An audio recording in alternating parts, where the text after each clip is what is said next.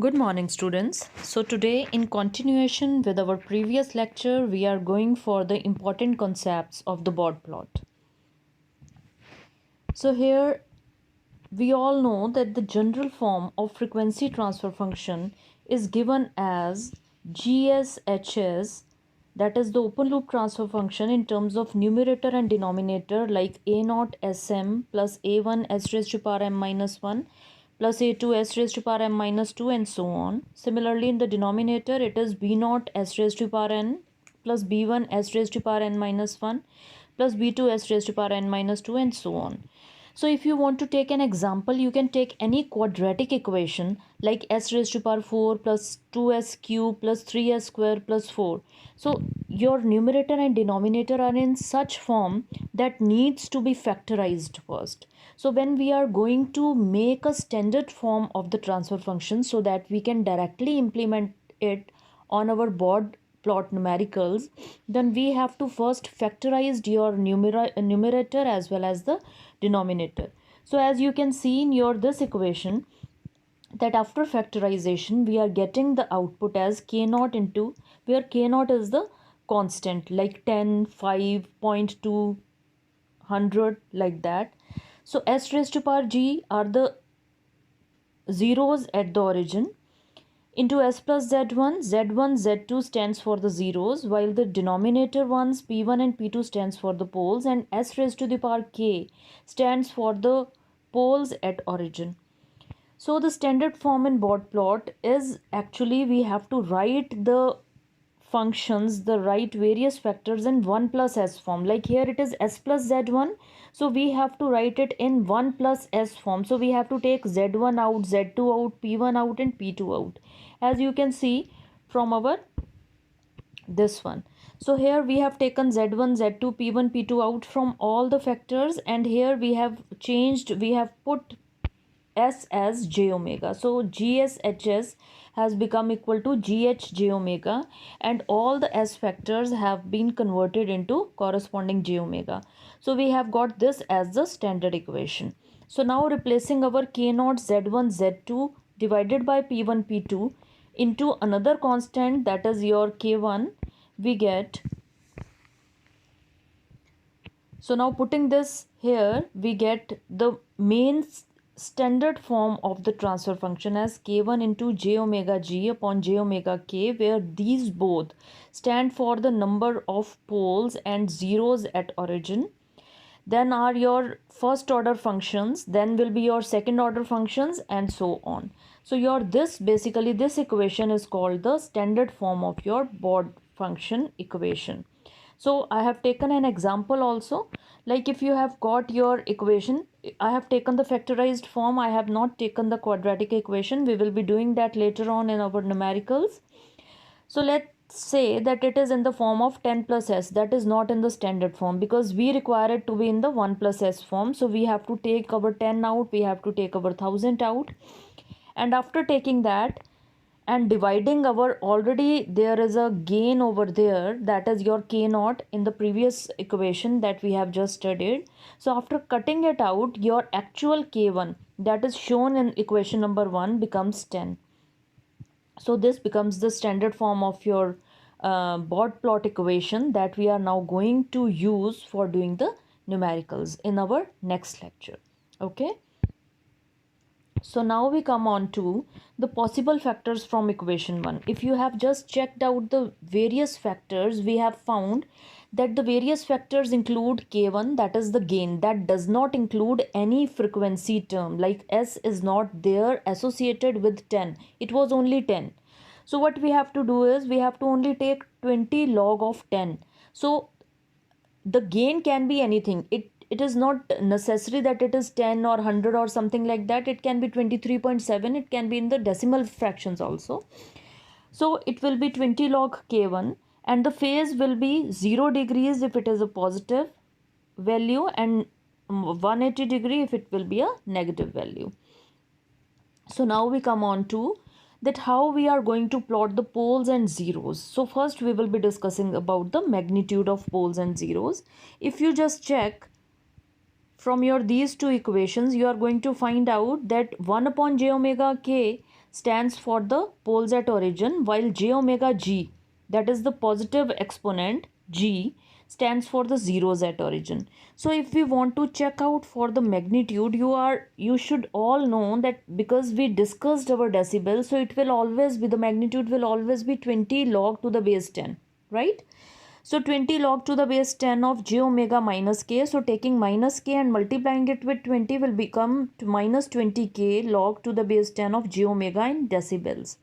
So this is the value of the magnitude of the poles at origin. While if you go for your zeros here, you are going to see that now this g is going to get multiplied with 20 and it will be positive 20g log to the base 10 of j omega. Now you all know that y is equals to mx. So that means m is the slope, and here if you are going to see, then minus 20k provides us with the slope that we require to plot the Bode plot. So whenever there is a single like k equals to 1, that is the type 1 system, then it will be only minus 20 multiplied by 1 will be minus 20 decibels per decade. So if the value of k increases to 2, like it is a type 2 system, then so will be the multiplier of minus 20. So here it will become minus 40 decibel per decade, and so on. So depending on the value of k in equation number 1, so this is our equation, that is minus 20k. So the value of k can be for type 1, type 2. So it can be like that. So for type 0, what it will be? Minus 20 into 0, it will be 0 degrees, 0 decibel per decade.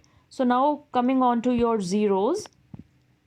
Similarly, just remember one thing, whenever we are talking about poles, it will be negative, minus 20, minus 40 and so on. And when we are talking about zeros, you are going to see that the equation says it is 20g. So it is positive 20g. So now the slope will be plus 20 decibel per decade. And when g equals to 2, it will be 20 into 2, positive of 40 decibel per decade. So now we are only seeing our this equation, that is 20g, that is referred to as equation number 2. So now we come on to the phase angle, that what will be the phase angle? We all know that it is equals to tan inverse of imaginary to real part. So now just check out that here whenever there are poles at origin or zeros at origin, it will simply be minus 90 degree multiplied by the value of k. If k is 1, the phase angle will simply be minus 90 degree. If it is k equals to 2, then it will be minus 90 into 2, that is minus 180. So depending on the value of k, the phase angle will keep on increasing. Similarly, when we are talking about zeros, as I just told you, that when we are talking about zeros, it is opposite of poles. Poles will always be negative and zeros will always be positive.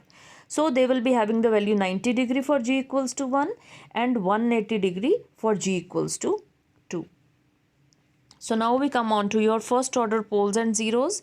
So now first order poles are given like this. So now what I have done is I have just replaced my P1, P2 with a simple constant B here. So B stands for P1, P2, P3 and so on. Similarly, I have taken a generalized value B that also stands for your Z1, Z2 and so on. Because the factor remains same, only it depends if it is in the numerator they become zeros and if it is in the denominator they becomes poles. So now when we talk about magnitude, always remember that for a single S factor, first order S factor, so that makes it to be pole, for pole it becomes minus 20, for 0 it becomes plus 20. Wherever there is single power of S, S is associated with minus 20 for poles and plus 20 for zeros. So now just check out the value B. Like if it is P1, then your this value B is called your corner frequency, right? So the slope changes in the Bode plot at this one and it is called the corner frequency. This is very important. So similarly, when we talk about zeros, again the values of z1, z2, etc. are the values at which change of slope occur, and they are again called the corner frequencies.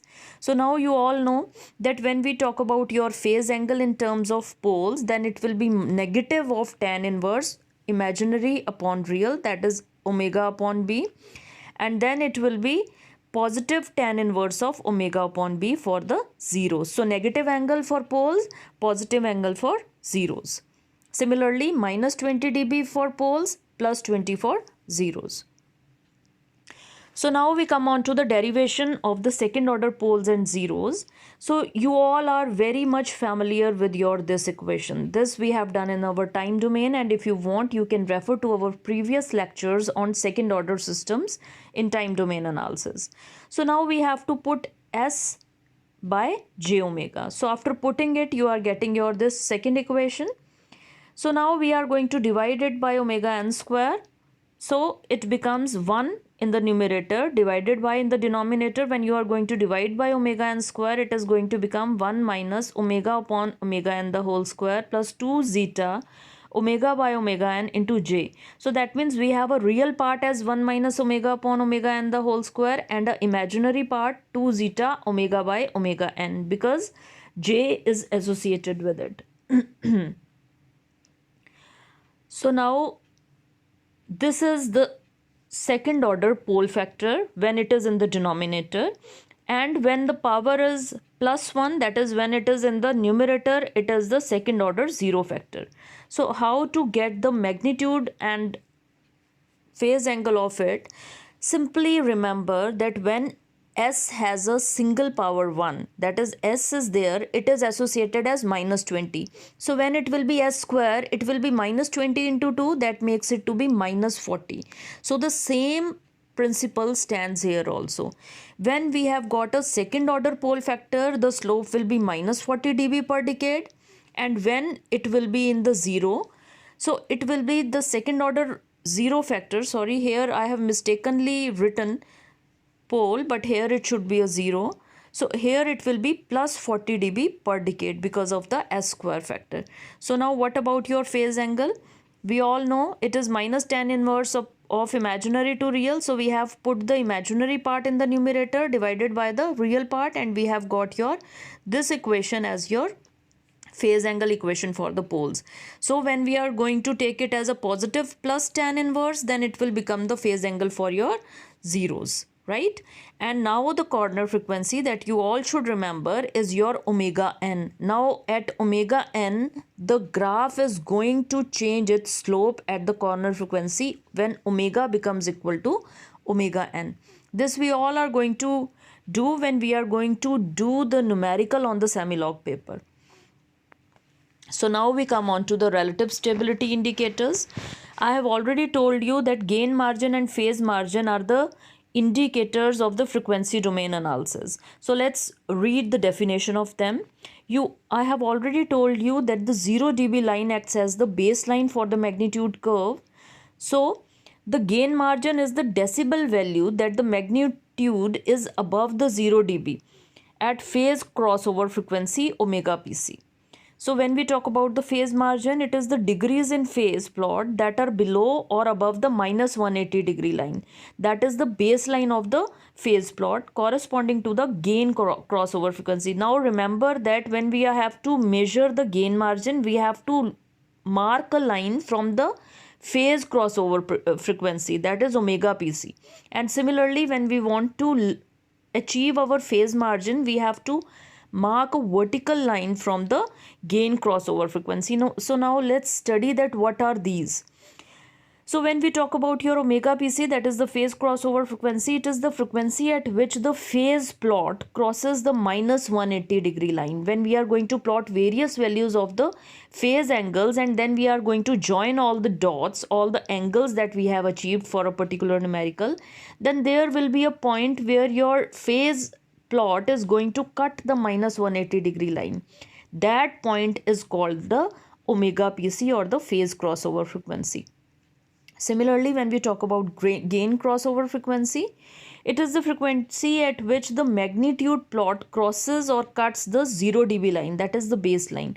So when we are going to plot the magnitude plot, it is going to cut your 0 dB line, and that line we are going to mark that point as your omega GC. So how we come to know about the stability from a Bott plot? So in most cases, when we talk about that whether a given system is stable or not, if the gain margin and phase margin both are coming positive, we say that the given system is stable. But if both are coming out to be negative, we say that the system is unstable. Even if one is coming out to be negative, still the system remains as unstable. So when we talk about stability, your gain crossover frequency should always be less than the phase crossover frequency. Only in such case GM and PM are both positive. And when we talk about the unstable systems, omega GC should be greater than omega PC. Then your GM and PM are negative. So now you can ask me a question that what about marginal stability? Yes. So what we are missing is omega GC should be equal to omega PC for a system to be marginally stable. If both the frequencies are coming at the same point, omega GC is becoming equal to omega PC, then we say that the given system is marginally stable. So now we can learn it from this picture very nicely. So basically you can see that here at these 2 points, our magnitude plot is cutting the 0 dB line, and I have marked it as omega GC, that is the gain crossover frequency. Similarly, here you can see that in your phase plot, I have marked the point in a orange circle and I have referred to it as omega PC. So you can see that this is the point where the phase curve is cutting our minus 180 degree line. So now what are these blue and brown lines showing? So actually you can see that this gray arrow that I have marked actually indicates the gain margin that is coming out. The blue line that is above 0 dB line is the value.